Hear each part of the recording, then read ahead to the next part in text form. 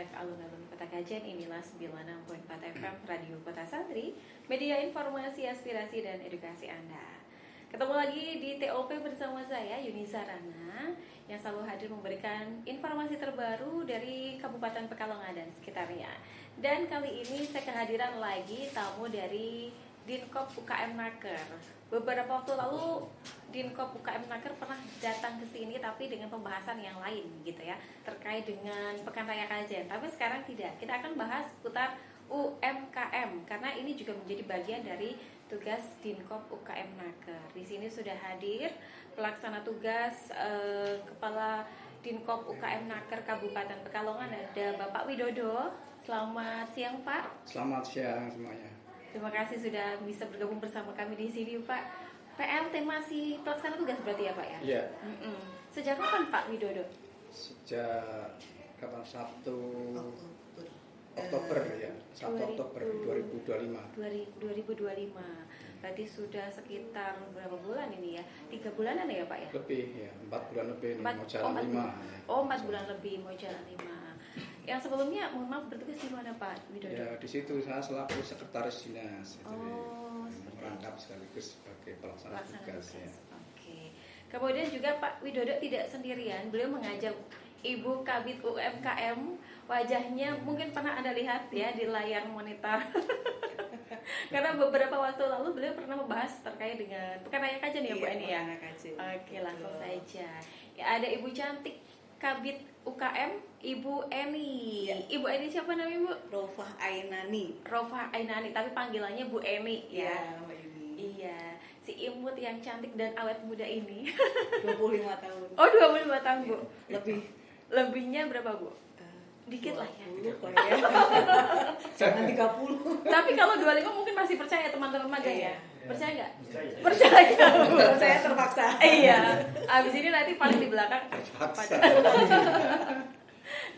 tahun. Tapi memang masih awet muda nih, Bu. Nggak peres ya. Mungkin karena lebih banyak ketemu dengan teman-teman UMKM gitu ya, Bu. Betul. Jajan. dan lain sebagainya. Jajan, kemudian wisata kuliner, kemudian bergabung dengan mereka itu apa ya? Bikin anak muda. Iya. Energinya membawa aura positif. Iya. Karena makan itu bikin happy, Bu. Betul. Betul ya. Makanya saya gemuk. Ini mah pembelaan aja gitu ya. Nah, Mitra RKS itu dia profil dari dua narasumber kita dari Dinkop UKM Naker yang hari ini kita akan membahas terkait dengan gedung UMKM Center sebagai surganya kuliner warga Kabupaten Pekalongan. Tepatnya ada di Wonopringgo ya, Bu ya? Sebenarnya sekarang masuknya ke Dumuni. Oh, Kedunguni. Betul. Doni Barat. Kedung Unipati, jadi perbatasan antara Kedung dan Wonopringgo ya Pak. Yeah. Tapi karena apa ya, lebih terkenal Kedung gitu ya, karena kan sudah keluar dari jembatan itu orang-orang persepsinya sudah Kedung gitu, jadi menyebutnya UMKM Center Wonopringgo gitu. Oke. Ya. Berarti UMKM Wonopringgo.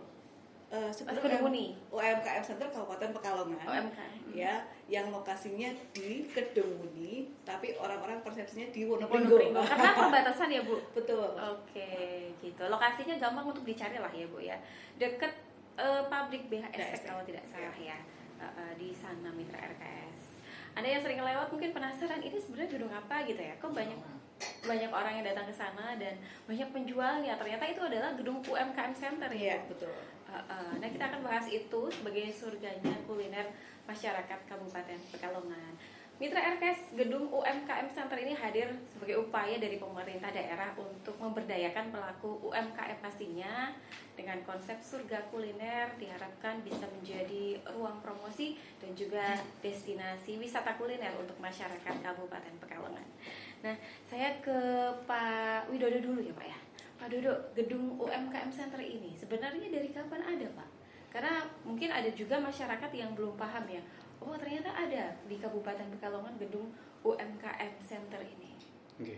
Keberadaan UMKM Center ini sebetulnya sudah sejak zaman Pak Bupati Pak Asip Kolbihi itu dibangun tahun 2017. Namun demikian pada saat itu diperdayakan itu mulai Agustus tahun 2020 pas pertengahan COVID itu. Jadi dalam rangka untuk apa tadi memfasilitasi pemberdayaan pada para pedagang pelaku ekonomi lokal ini terus digunakan untuk tadi latar belakang untuk berdiri untuk memfasilitasi para pelaku UMKM itu sendiri, sehingga ditempatkan di situ sebagai mereka untuk bisa lebih berdaya mereka itu. Karena dengan difasilitasi itu harapan kami ekonomi bangkit, ekonomi bergerak, sehingga kesejahteraan mereka juga akan meningkat. Saya pikir itu. Seperti itu. Jadi wadah untuk para pelaku UMKM ya Pak ya. Sebagai wadah. Iya. Kemudian saya ke Bu Eni. Bu, kenapa dipilih di tempat itu? Kedunguni tadi. Apanya? Gedungnya UMKM Center. Kenapa tidak mungkin, mohon maaf, di tempat lain, di Kajen kah, atau sebagai ibu kotanya ya, Iya. atau di tempat lain? Jadi itu kalau membahas itu, ini Kabupaten Pekalongan, pemerintah Kabupaten Pekalongan punya aset di daerah situ, di Kedunguni itu. Jadi itu asetnya yang sekarang jadi UMKM Center dan yang belakangnya dibangun sirkuit. Nah, jadi dulu pemikiran beliau ini ingin membangun semacam sport tourism. Jadi tempat olahraga, tapi juga ada sebagai bisa untuk tempat wisata dan pengembangan UMKM Center Kabupaten Pekalongan gitu. Itu aset Pemkab yang itu dimanfaatkan, sehingga pertama dibangun itu dulu. Jadi pertama dibangun UMKM Center dulu, kemudian tahapan selanjutnya adalah sirkuit. Nah, cuman yang terwujud dulu kan UMKM Center. Nah, sirkuit baru terwujud sekitar 2 tahun lalu ya. Jadi menyusul ya. Iya. Betul. Jadi memang paket lengkap berarti ya Bu ya. Betul. Jadi kalau mau olahraga, Melengkapi sarana tadi. iya. Spot juga untuk kuliner, jadi satu paket itu mudah-mudahan tadi bisa masyarakat lebih tergugah untuk datang ke situ. Sambil olahraga juga berwisata kuliner kalau pagi hari ya, karena kita memang sudah kita buka mulai tanggal 23 November kemarin tuh Bakularis ya. Bazar kuliner legendaris itu di situ memang disediakan untuk para UMKM itu, terutama jajanan-jajanan yang mungkin sudah agak langka di pasar-pasar tradisional. Berarti jajanan tradisional yang ada di sana ya Bu? Kebanyakan itu. Dan jadi gini Mbak ini, jadi yang gedung UMKM Center kan dibangun pada saat pemerintahan Bupati Bapak Asif Bobi, Bapak Aja Asif Bobi, kemudian yang sirkuit dibangun oleh pada saat pemerintahan Ibu Bupati Nadia Arifin gitu. Jadi sekarang sudah mendekati lengkap. Tentu ini menjadi sebuah kebanggaan untuk masyarakat Yeah, Kabupaten Pekalongan ya. Yeah. Apalagi orang-orang kan suka konsumtif gitu ya Bu ya. Betul. Kalau olahraga kayaknya nggak lengkap, makan, pulangnya makan gitu ya Bu. Itu kalau saya ya. Gitu. Habis olahraga biasanya butuh asupan juga ya Pak ya. Iya. Habis semakut nanti ya. Iya. Laparnya. Habis bakar kalori langsung bakar kalori. Jadi pingin jajan berkedok olahraga. Nah itu sebenarnya itu sih Pak. Iya. Jajan, pingin makan tapi kedoknya olahraga. Iya. Dua hal penting itu Bu. Dua hal penting. Olahraga dan juga saling makan. mendukung. Oke, kemudian bukanya sejauh ini hari apa aja Bu? Apa setiap hari? Kita baru buka 1 minggu 2 kali. Hari Jumat dan hari Minggu. Jumat dan Minggu. Iya. Jamnya Bu? Jamnya teorinya jam 6 sampai jam 10. Cuman prakteknya biasanya jam 6:30 sampai jam 9 itu sudah habis. Sudah habis ya, alhamdulillah ya. Berarti sejauh ini memang antusiasme masyarakat cukup tinggi ya Bu ya? Alhamdulillah. Iya. Saya ke Pak Widodo lagi nih Pak. Kenapa dipilih sektor kuliner Pak di sana Pak? Apakah mungkin ke depan ada perkembangan dari kuliner merambah ke hal lain? Oke.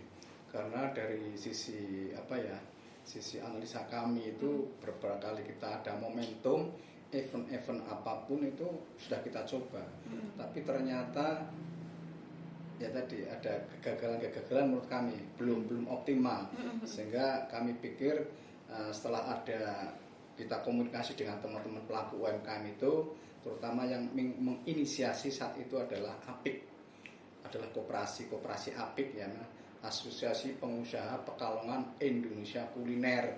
Jadi mereka yang menginisiasi pada saat itu, awalnya begitu.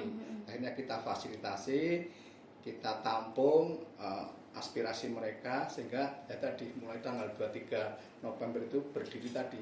Kita soft opening baku laris tadi itu. Oh, jadi ini pemerintah memfasilitasi gitu ya Pak? Okay.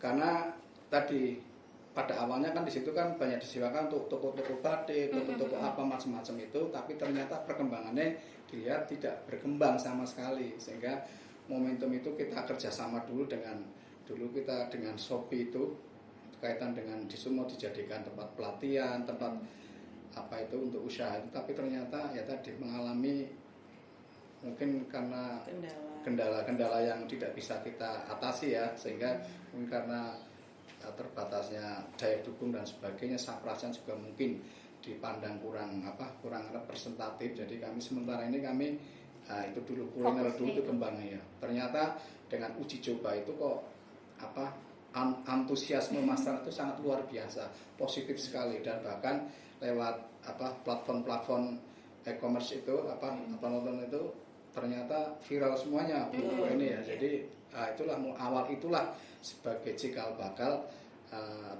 kegiatan di UKM Center itu bergerak. Apalagi perintah Bupati itu ngapain sih ada UKM Center tapi tidak berkembang. Itu kami termotivasi untuk bisa mengupayakan mendayagunakan UKM Center itu untuk kegiatan itu, dan ternyata berhasil. Mudah-mudahan ini sebagai cikal bakal itu perkembangannya semakin bagus, dan harapan kami nanti juga kalau sudah menjadi ikon Kabupaten Pekalongan tadi sebagai pusat surganya kuliner Kabupaten Pekalongan, saya pikir ya mungkin akan ada daya dukung dari pemerintah daerah untuk pengembangan selanjutnya, karena kami juga berupaya terus untuk bisa mengembangkan UKM Center itu gimana sih prospeknya, kita nanti buat per klaster, biar tadi klasternya kita tata juga biar lebih menarik, lebih mungkin yang pedagang pedagang yang mungkin di luar kuliner mungkin di sebelah paling depan atau di blok A atau C itu ya. Tapi nanti kalau yang kuliner makanya sambil mendukung tadi sirkuit itu bisa berkembang. Para penonton juga tidak terlalu jauh kalau mau jajan itu, habis nonton itu sirkuit bisa langsung ngopi kayak ngeteh dan sebagainya. Saya pikir itu. Saya ke Bu Eni lagi Pak, mohon izin ya Pak ya. Sejauh ini Bu Eni ada berapa pedagang yang ada di sana Bu Eni? Pedagangnya saat ini ada 27. 27? Iya, 27 pedagang. 27. Iya. Ini semua berarti kuliner tradisional. Kayak yang ada di depan saya ini bukan sih Bu? Contoh-contoh kayak gini. Salah satunya ada. Jadi memang kita ini ingin memperkenalkan kembali kuliner khas Kabupaten Pekalongan. Makanya kenapa dipilih nama Bakul Laris. Itu kan singkatannya Bazar Kuliner Legendaris. Oh, itu jadi syaratnya untuk masuk atau berjualan di situ itu jualannya atau produknya itu harus makanan kuliner khas atau legendaris Pekalongan. Ini termasuk upaya melestarikan makanan-makanan tradisional juga ya Bu ya? Betul. Karena sekarang ya kan Pak banyak makanan dari luar yang kekinian. Kekinian. Ya, burger, pizza dan sebagainya. Ya, akhirnya mohon maaf mungkin menggerus kuliner zaman dulu ya Pak ya. Betul. Khususnya generasi Z ya Bu ya. Iya. Yang lebih suka makanan-makanan barat gitu ya. Betul. Jadi ternyata animo masyarakat Kabupaten Pekalongan dengan adanya jajan atau kuliner baik itu makanan berat maupun makanan ringan yang tadi tradisional khas Pekalongan itu dikumpulkan jadi satu, itu sangat menarik. Itu sangat menarik. Kemudian juga dikemas dengan yang jualan mengenakan seragam kebaya, pakai caping. Yang perempuan pakai kebaya? Iya, yang laki-laki kalau pakai kebaya nanti kita disemprit gitu. Jadi yang perempuan pakai kebaya, yang laki-laki pakai apa sih itu? Beskap. Pakaian Jawa. Pakai ini juga. Udeng-udeng ya. Udeng-udeng ya. Oh iya. Pelangkon batik itulah ya. Gitu. Nah, itu ternyata menarik perhatian para konten kreator gitu. Dan Mbak Yuni tadi yang disampaikan Mbak Yuni sekarang makanan tradisional itu kan semakin ini ya terpinggirkan gitu ya. Padahal itu saya tuh sering lihat di Instagram atau TikToknya itu orang Thailand. Jadi Thailand itu mereka jualan lapis itu jualnya di mall dengan kemasan yang bagus, yang kekinian gitu. Jadi harapannya sih bisa sampai ke situ ya. Kemudian ramen, udon dan sebagai pizza, burger itu kan di sana kan jualannya juga kok kayak kita jualan es teh di kontainer itu kan. Nah, kenapa nggak suatu ketika gitu kita jualan mie kenyal di sana di Korea gitu. Makin kita tukeran kita karena kita makan udon, orang Korea makan mie kenyal gitu kan. Kenapa enggak gitu. Bisa jadi mie kenyal menjadi makanan yang internasional juga, Bu. Amin. Iya kan? Apalagi dengan teknologi semakin canggih ya, Pak ya. Iya. Sekarang kan batas wilayah sudah agak mulai tersamarkan dengan adanya teknologi yang canggih, media sosial ya, Bu ya. Akhirnya mungkin bisa juga sampai Thailand, Korea, mukbang mie kenyal. Ya, Pak ya. Biar ke internasional ya. Betul, Pak. Mie kenyal dan pinang ketal ya, Bu. Boleh kan? Boleh. Gantinya apa tuh namanya kalau di Korea yang makanan itu? Yang berkuah. Yang berkuah itu. Sama ya? Bukan tteokbokki. Tteokbokki. Iya, bisa juga tuh, Bu. Bisa, boleh. Ayo kita ke Korea. Berangkat. Sudah siap-siap nih. Kemudian Ibu, tadi kan Bakularis itu ternyata ada akronimnya ya. Bazar kuliner legendaris. Mungkin selain makanan-makanan legendaris, ada nggak sih Bu seleksi lain yang dilakukan terhadap pedagang-pedagang yang berjualan di sana? Oh iya, yang pertama itu ya, jelas harus makanan tradisional. Yang keduanya harus punya NIB. Apa itu, Bu? Nomor induk perusahaan. Kemudian harus berKTP Kabupaten Pekalongan, itu diutamakan. Kemudian rasa makanannya enak, teruji, ya. Kemudian tahan banting itu dalam artian gini, yang namanya bukan membanting enggak, kita nggak mungkin nguji banting, tapi kita punya syarat 3 kali tidak jualan itu diganti dengan yang antri di belakangnya. Karena yang namanya jualan itu butuh mental yang kuat, gitu ya. Karena hujan atau mungkin pengunjung sedikit, itu kan nanti kalau misalkan kita nggak kuat mental down itu. Betul. Nah, itu makanya kita harus laku nggak laku harus berangkat gitu. Kecuali izin terpaksa gitu ya. Harus izin yang tidak bisa ini mendesak sekali gitu, itu masih boleh lah. Tapi kalau 3 kali berturut-turut itu berarti sudah kami anggap kurang konsisten. Nah, itu paling gitu sih Mbak. Kemudian kalau misalkan mau mendaftar, mau ingin bergabung dengan kami, datang ke dinas. Nanti mengisi form pendaftaran. Gratis nggak, Bu? Kalau formnya gratis, tapi untuk UMKM Center itu sudah dikenai perda retribusi. Sewa untuk 1 kios dan food court itu berdasarkan perda retribusi, nominalnya disebutnya apa ya? Itu kalau food court itu 4 juta per tahun. Kemudian kalau kiosnya juga 4 juta per tahun. Ada juga yang ada hitungan harian dan sebagainya, tapi saya nggak apa itu ya. Nah, kemudian gini Mbak, jadi kita kan menata itu tadinya yang food court itu hanya yang memang UMKM Center kan tadinya hanya food court itu ya, yang food court itu. Namun tidak menutup kemungkinan karena peminatnya banyak nih, izin APLT nih, peminatnya banyak, mungkin bisa dikembangkan ke pengisian kios-kios ini dengan modifikasi kelengkapan sarana prasarana. Dengan yang food court kan sudah ada tempat cuci piringnya, sudah ada penyimpanan gudangnya gitu ya.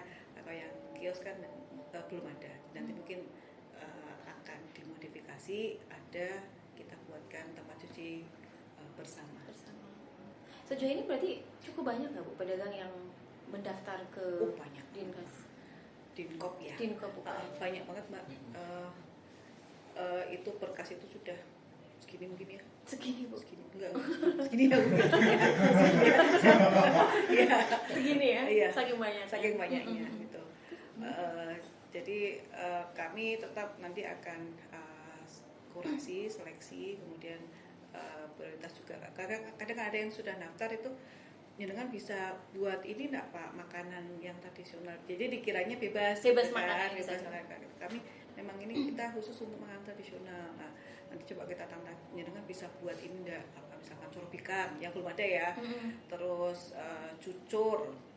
Makanan-makanan dulu yang hilang itu loh. Mbak Yuni tahu ini enggak apa bolang-baling yang zaman dulu? Bolang-baling yang pakai wijen bukan, Bu? Bolang ada wijennya. Ada wijennya. Kalau bolang-baling zaman dulu kan dalamnya isiannya itu nih Pak, apa namanya? Bawang goreng. Enggak tahu Belum kan? pernah, Bu. Kenzi, Ken Alfa? Saya Ken apa ini ya? Ken Halilintar. Milenial. Jadi kalau coro bumbu juga tahu nggak coro bumbu? Nggak tahu. Coro bumbu itu yang apa sih dalam itu makanan apa ya? Makanan ada di sana juga jadi makanannya bulat seperti ini, ada santannya gitu. Oh, di sana ada juga, Bu? Ada. Wah, ayo kawan-kawan. Kalau Bandos tahu? Tahu, Bu. Ada yang Bandos kayak tahu. serabi mini kan, Bu? Hampir mirip serabi kan? Satu Betul. keluarga sama serabi. Ya, mirip. Ponakannya ya, Pak ya? Betul. Pokoknya makanan-makanan yang sudah hilang itu kita coba untuk Kembalikan. Wah, keren banget. Jadi kalau kita mau nyari makanan-makanan yang sudah langka, datang aja ke sana, Bu. Sementara sudah ada belum semuanya ya? Iya. Ya. Kalau ini, Bu, dari sekian banyaknya pedagang nih yang mendaftar kan, berduyun-duyun datang ke sana, yang diprioritaskan, Bu, karena saking banyaknya, ada nggak sih, Bu? Yang diprioritaskan, iya yang bisa memproduksi dan menjual makanan jadul itu. Oh, jadi kan nanti ada seleksinya juga ya. Gitu. Emang kalau bahas putar makanan kuliner tuh kayaknya seru, nggak ada habisnya, Bu ya, Bu ini ya. Selalu menarik untuk dibahas dan dikupas karena tiap hari kita selalu melihat makanan. Nah, saya ke Pak Widodo dulu nih. Pak Widodo, tadi sudah disampaikan banyak oleh Bu Eni gitu ya. Ternyata antusiasme masyarakat cukup bagus sejauh ini. Apa yang dilakukan oleh pemerintah daerah, Pak, untuk mempercantik dan untuk membuat masyarakat ini lebih banyak lagi yang datang ke sana? Ya, upaya-upaya kita terus tetap ya untuk perbaikan sapras ya yang ada, kita apa yang rusak-rusak kita perbaiki dengan mudah-mudahan dengan perbaikan sapras itu pengunjung lebih nyaman, pedagang juga nyaman, aman, dan tentunya itu bisa sedikit menarik para konsumen yang akan itu. Kami juga upaya yang lain dengan sounding ke daerah-daerah lain yang sudah pengelolaan UMKM-nya sudah maju. Kami berupaya untuk penataannya tadi, klasterisasi tadi, pedagang-pedagang itu biar dilihat cantik, apik, juga menarik pembeli, sehingga harapan kami sih ke depan ini memang bukan hanya Jumat Ahad ya, mudah-mudahan nanti bisa harian semua juga ramai sehingga masyarakat bisa berkunjungan setiap saat, tidak harus menunggu hari Jumat dan hari Minggu ya. Jadi harapan kami semacam itu. Kemudian juga kami selaku melakukan pendampingan fasilitasi kata dengan kurasi maupun pendidikan mereka, pelatihan mereka juga supaya mereka tadi lebih pengelolaannya lebih baik lagi sehingga menarik pada para pembeli itu. Harapan kami sih teman-teman UMKM pengelolaannya semakin baik dengan klasterisasi, dengan digitalisasi. Tadi kita rencana mau kerjasama dengan BI kaitan dengan kris tadi, dari mereka teman-teman yang mau bayar itu sudah penak lah. Sekarang itu kan anak-anak muda kan tadi untuk memfasilitasi anak muda yang sudah pakai itu ya kita pakai itu, jadi mereka tuh lebih tertarik. Jadi kita pelaku UMKM kita terutama yang di Bakularis itu ya lebih melek teknologi lah, apalagi platform online sekarang juga semuanya model begituan. Jadi memang kita harus menangkap peluang itu, karena harapan kami teman-teman itu tadi para pelaku UMKM itu bisa naik kelas ke depannya, sehingga harapan kami teman-teman itu mungkin. Iya, jadi uang digital juga salah satunya ya Pak ya, karena memang kadang kalau kita beli nggak ada kembaliannya agak malas juga akhirnya, malas datang lagi ya Bu ya, betul kan? Kalau mungkin sepele ya. Iya. Harapannya juga mengurangi barangkali nanti ada uang palsu juga kan, kasihan. Mereka penghasilan berapa sih?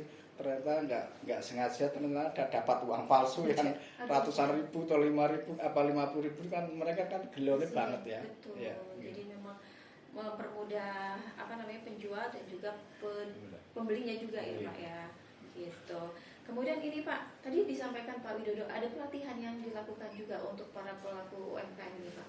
Kita memang kami memang memfasilitasi kaitan dengan pelatihan para pelaku UMKM itu, walaupun mungkin tidak hanya di yang klaster itu saja, pelaku-pelaku UMKM juga yang lain juga harus kita perhatikan karena di data one stop service di DPMP TSP kita itu jumlah pelaku usaha itu sekitar 93.000 ya sampai saat ini itu data di itu. Kemudian data pelakunya itu ada 103 karena mungkin satu orang kan jenis usahanya tidak satu saja. Jadi itulah harapan kami dengan punya database ini, kita juga ke depan pemetaan itu harapan kami juga nanti bisa tadi tata cara penganggarannya, tata cara pembinaannya, fasilitasnya bagaimana. Tentu dengan data itu kita sebagai database yang bisa kita gunakan nanti itu untuk tadi harapan kami nanti berjenjang ya. Iki sing pelaku UMKM sing wis dididik sudah dengan pelatihan dengan yang lain, nah ini yang lain menyusun sehingga tidak peserta pelatihan itu hanya orang-orang itu saja. Biasanya kan mesti yang teko kuwi baik, orangnya itu saja. Jadi harapan kami ke depan bisa lebih merambah yang lebih jangkauan yang lebih luas untuk para pelaku UMKM itu biar tadi harapan kami bisa naik kelas ke depan. Saya pikir itu Mbak. Seperti itu. Saya ke Bu Eni lagi. Bu Eni, pendampingan yang dilakukan untuk teman-teman UMKM ini bekerja sama atau menggait pihak lain nggak sih Bu? Yang di Pakularis. Iya. Yang di Pakularis ini kami tetap berusaha untuk bekerja sama dengan pihak lain. Yang pertama sudah bergabung dengan kita adalah tadi dari ITS NU, kemudian itu ada UKM namanya UKM Aksen. Itu sudah mulai meramaikan dengan ini adanya perform setiap Jumat dan Minggu. Oke, ini baru satu yang bergabung ya perguruan tingginya ya. Mungkin nanti kami juga akan menawarkan dan mengajak sekolahan dari SMA atau yang punya kesenian, grup kesenian untuk bisa tampil di Pakularis. Kemudian kami kemarin sudah menjajakan ke Bank Indonesia Penerbangan Tegal. Itu apa yang kira-kira bisa kita kerjasamakan. Kemudian juga sudah beberapa kali kita ada ini dengan SMK Kesesi waktu itu, satunya lagi SMK Muhammadiyah Kesesi dan SMK Baran. Itu juga mengadakan event yang sama pada saat Pakularis tadi. Gitu Mbak, sementara itu sih kami berharap nanti akan banyak pihak-pihak yang bergabung dengan dengan Dinkop UKM Naker dalam acara event Pakularis ini. Tapi masih membuka kesempatan untuk pihak-pihak lain yang mau bergabung ya Bu ya? Monggo, silahkan. Iya, jadi ini juga termasuk promo untuk mereka juga, wadah untuk promosi mereka juga ya Bu ya. Iya. Karena di situ banyak sekali masa yang datang, ada yang ingin mencicipi bandos dan sebagainya gitu ya Bu ya. Iya. Kemudian strategi yang dilakukan Bu, kan sekarang tuh zamannya digital ya. Apa yang dilakukan Bu? Memanfaatkan platform yang ada atau seperti apa? Oke. Jadi digitalisasi yang pertama tadi kita alhamdulillah terbantu dengan konten kreator yang datang ke sirkuit ya untuk jogging. Kemudian mereka membuat konten dan viral. Sehingga kita zero cost untuk promosi. Itu yang digital dari pemasaran ya. Kemudian digital yang apa tadi platform tadi kita memang belum ada.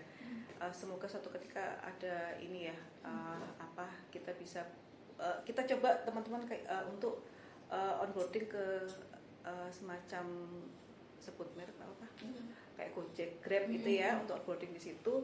Jadi masyarakat atau warga yang ingin konsumen yang ingin mencicipi Pakularis tidak perlu datang ke UMKM Center, bisa lewat online aplikasi. Oke, tapi saat ini belum akan kita coba dampingi untuk onboarding ke Gojek, Shopee atau Grab itu kan lebih mudah. Oke, seperti itu. Iya, memang ada yang mager juga gitu ya Bu ya. Udah ada niatan untuk datang ke sana tapi kok kayaknya males gitu ya. Akhirnya bisa memanfaatkan itu. Begitu juga sih ya Bu ya. Kemudian sejauh ini Bu, kalau dari aspirasi mereka yang ada di UMKM Center, apa sih yang paling mereka butuhkan, Bu? Saat ini? Saat ini prasarana, sarana berjualan, ya. Saat ini kan kita masih gelaran tikar nih, gelaran tikar. Mungkin perlu meja kursi, gitu. Kemudian tempat cuci yang layak, karena saat ini memang karena sudah hampir 5 tahun, 6 tahun tidak digunakan, banyak yang ini ya, yang rusak. Gitu. Kemudian kalau untuk pengembangan kapasitasnya, SDM-nya itu perlu sekali mereka dilatih tadi onboarding, kemudian pengembangan kapasitas untuk melayani. Jadi mungkin nanti akan kami beri pelatihan semacam kayak apa sih, public speaking, ya, untuk menggait masyarakat dan pemasaran. Satu lagi, branding, brand kemasan. Ya, jadi saat ini jualannya kan paling dibungkus plastik. Oh, pakai plastik. Ya, plastik atau pakai daun tanpa merek.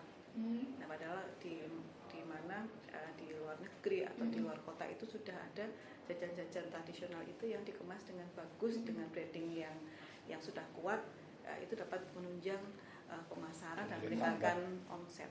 Dan tambah omset. Iya, itu Mbak Yuni. Dan kami juga merangsang mereka untuk membuat jajanan-jajanan yang kreatif. Misalnya nama-nama mereka, jajanan mereka itu lebih biar orang tertarik.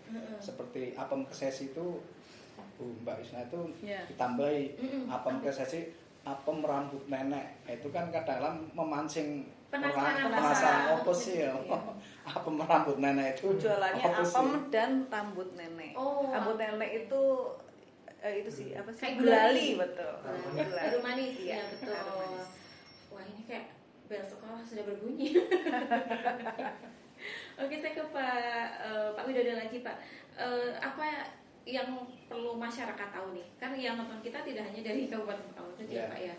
Kita juga terbuka untuk di luar masyarakat Kabupaten Pekalongan yang mau datang kan ya, Pak ya? Ada. Iya, maksudnya terbuka, siapapun boleh datang ke sana Boleh, gitu ya. Mbak, waktu liburan dari Jakarta, Bandung, Solo. Oh, ada juga? Ada. Oh, ternyata dari luar kota jauh juga pada penasaran ke sana gitu ya, Pak ya. Ya, ini apa yang ingin disampaikan ke masyarakat yang sedang menyaksikan kita, Pak? Kenapa harus datang sih, Pak, ke gedung UMKM Center? Monggo. Kami menghimbau pada seluruh khususnya warga Pekalongan dan sekitarnya, mudah-mudahan bisa berkunjung tilik ke mana, ke UKM Center kami, karena di situ disediakan, disajikan beraneka macam, beraneka ragam jajanan yang legendaris menurut kami, karena itu makanan khas Pekalongan yang mungkin jarang ditemui di pasar-pasar atau di gede-gede manapun, sehingga itu akan lebih menambah khasanah, menambah pengalaman taste rasanya itu bagaimana, itu di situ nikmat banget ya. Apalagi Nun Sewu ini kalau saya mengharapkan di teman-teman sekitar sini ya, mungkin kegerakan di OPD untuk makan sarapan bareng di UKM Center. Di situ ada gulai degdeg, gulai dogdog, ada sego otot, itu ototnya luar biasa, nggak kalah karo ya nasinya ototnya Pak Tolib yang Kedung Muni itu ototnya amok banget, lembut sekali, itu bisa dicoba dan itu rasanya sangat luar biasa, sehingga kami harapkan monggo silakan beramai-ramai ke bakul laris kami di UKM Center untuk bisa menikmati jajanan-jajanan yang mungkin sudah terlupakan, sehingga harapan kami juga menumbuh kembangkan, meningkatkan kesejahteraan para pelaku UMKM itu sendiri, sehingga para pelaku UMKM itu akan naik kelas, dan karena kesejahteraan naik otomatis kan berdampak, efeknya domino sekali ya, mengurangi pengangguran, juga kesejahteraan mereka meningkat. Saya pikir itu. Terima kasih. Iya, ini juga termasuk salah satu bentuk menumbuhkan ekonomi Indonesia ya Bu ya. Karena dengan kita membeli produk masyarakat Indonesia, kita juga membantu perekonomian gitu ya. Termasuk melestarikan jajanan-jajanan yang ada zaman dulu harus tetap ada sampai kapanpun gitu ya Pak ya. Kemudian ke Bu Eni, untuk harapan dan pesan yang disampaikan ke masyarakat apa nih Bu? Ke masyarakat ya. Dukung atau datang dukung kayak KDI ya. Jadi datang ke UMKM Center, di sana dengan bisa olahraga dulu ya di sirkuitnya. Setelah itu beli belanja jajan di Bakularis. Di Bakularis itu ada jajan berat, makanan berat maupun makanan ringan. Makanan beratnya itu bermacam-macam. Ada tadi sudah sebutkan Pak PLT, kulit dok-dok, opor, sedepan, pecel, keong dan sebagainya. Kemudian yang jajanan ringannya itu ada gemblong, ketan, coro, bumbu dan sebagainya. Lengkap. Jadi Anda panjenengan bisa menikmati jajanan kuliner legendaris Kabupaten Pekalongan di satu tempat. Tapi tetap kita selalu menunggu masukan, kritik dan saran demi kemajuan Bakularis khususnya dan UMKM Center pada umumnya. Ya, seperti itu. Terus berinovasi ya Bu ya. Ya, agar itu terus menarik dan dikunjungi oleh banyak orang. Terima kasih Pak Widodo, Pelaksana Tugas Kepala Dinkop UKM Naker dan juga Kabid UMKM Kabupaten Pekalongan, Ibu Eni yang sudah hadir. Mudah-mudahan dengan tayangan hari ini Anda yang melihat bisa segera datang langsung ke gedung UMKM Center yang ada di Gedung Mulia, Bu ya? Ya. Iya, dekat dengan pabrik BHST. Ya. Sebelah kiri jalan nih kalau dari arah Kajen ya, Bu ya? Iya, betul. Iya, di situ. Nah, dengan adanya gedung UMKM Center ini diharapkan bisa membantu atau mendorong pertumbuhan ekonomi daerah Kabupaten Pekalongan. Dan jangan lupa juga, ayo jajan ya Bu. Mari Ya. Pak dan Ibu kita bersama-sama untuk ngomong ayo jajan ke masyarakat gitu ya. Siap. 1, 2, 3. Ayo jajan. Wah. Terima kasih. Kita ketemu lagi dan wassalamualaikum warahmatullahi wabarakatuh. Waalaikumsalam warahmatullahi wabarakatuh.